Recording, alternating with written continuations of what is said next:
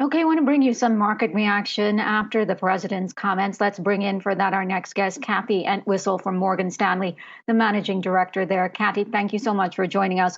So the S&P is cutting its losses, the Nasdaq trading higher as traders assess, the Russia-Ukraine crisis that is ongoing. Just your reaction to some of the comments from President Biden, and if you think those sanctions went far enough, because markets are getting a little bit of a lift after his comments. Yeah, I think that's a great point. I think that we're not that surprised by what President Biden said.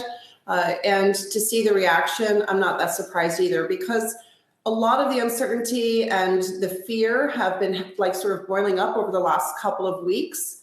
And now we see what's happening and we have a path to where we're going. So that doesn't surprise me. I think what would have surprised me is like something more severe, and then the market reaction to that. Really, although we have a lot of fear about Russia and Ukraine and what's going on, and there are a lot of issues as spoken about with cyber, and there's physical war, there's cyber war. But at the end of the day, I think this has just been almost like a reaction, or it's ignited something that was already existing under the surface in the markets, meaning that there were already fundamental issues that were going on in the markets. And this was just creating a little bit more of an acceleration into creating volatility in the market, if that makes sense.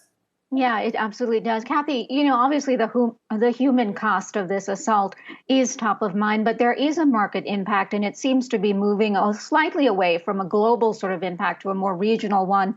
In the midst of all of this turmoil, what are you advising clients on investments? Is it defensive, or do you support holding cash right now? There's a little bit, like everything else, a little bit of everything when it comes time to balancing a portfolio and thinking about the markets. We're telling clients, or I'm telling my clients, look, this is just one event, a very important, serious event. Don't get me wrong, but important, serious event.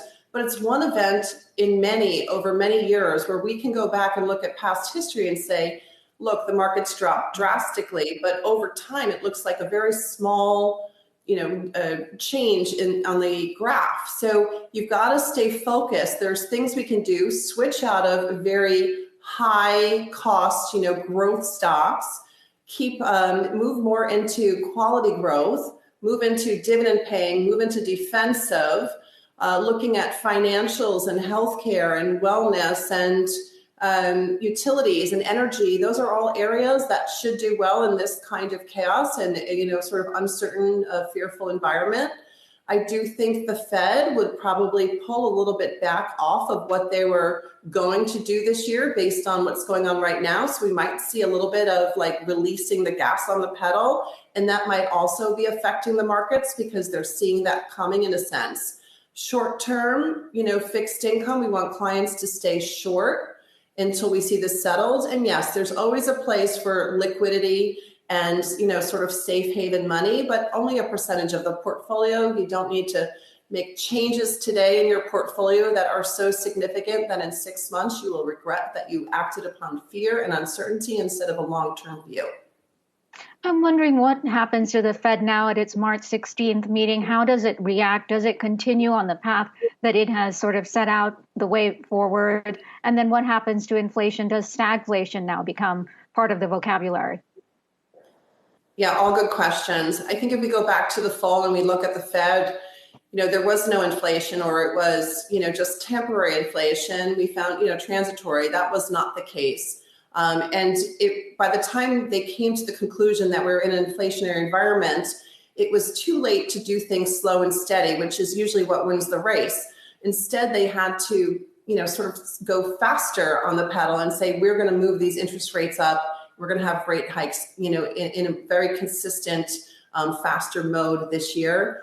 I do think with something like Russia and Ukraine coming into the picture, they're going to have to rethink that, pull back a little bit on the series of rate hikes and the depth of the hikes they were going to make, just to be able to balance a little bit more of the volatility and uncertainty in this market and economy.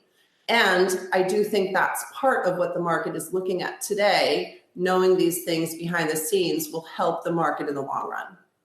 Okay, Kathy, unfortunately, we are out of time, but want to thank you so much for coming on and for your perspective after the president's comments. Kathy Entwistle, Morgan Stanley Managing Director.